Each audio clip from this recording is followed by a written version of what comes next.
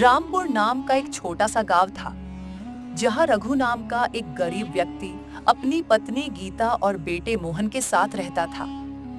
रघु को कुल्फी बनाने का अत्यंत शौक था।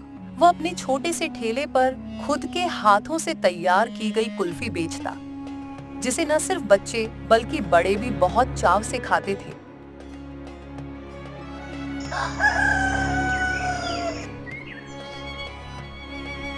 गीता, हम निकलते हैं। ध्यान से जाइएगा और जग्गा पहलवान से ज्यादा बहस मत कीजिएगा।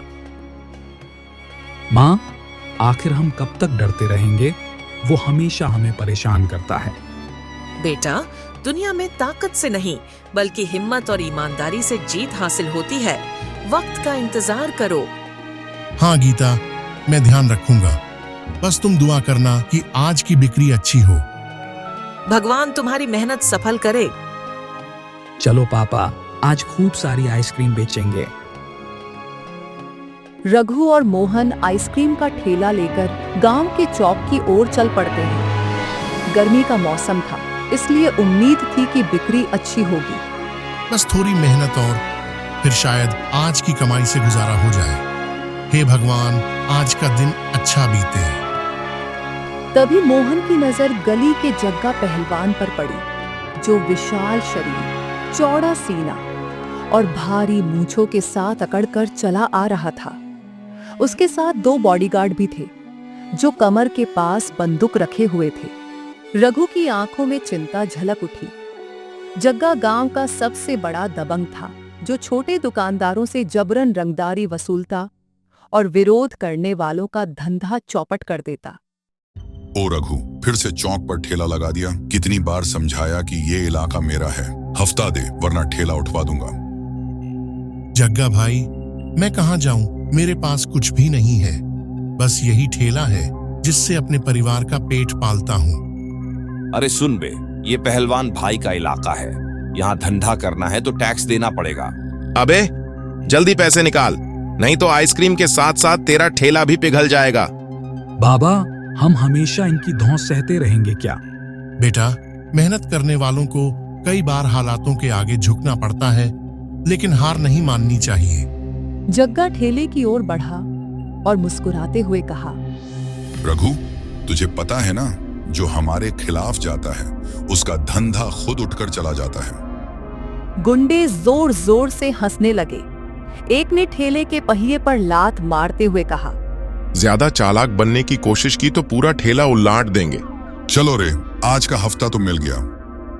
गुंडे ठहाके लगाते हुए आगे बढ़ गए।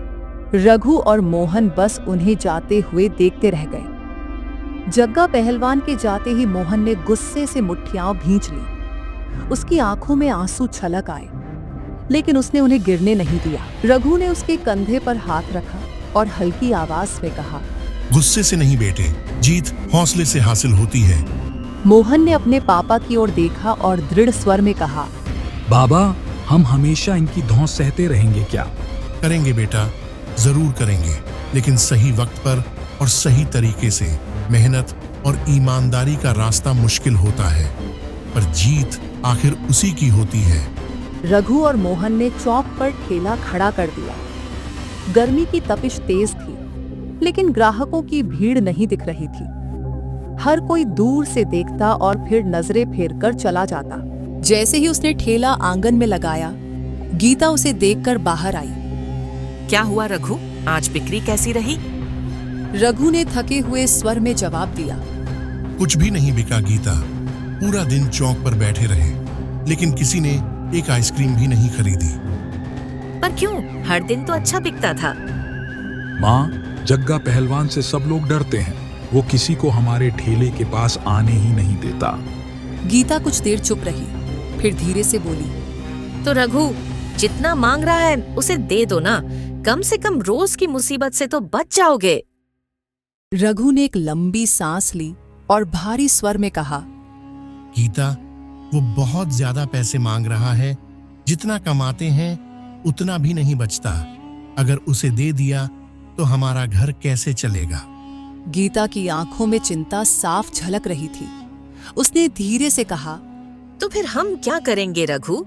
आखिर हम कब तक इनकी गुंडागर्दी सहते रहेंगे? अब कुछ करना होगा गीता। मैं अपनी मेहनत को ऐसे नहीं मिटने दूंगा।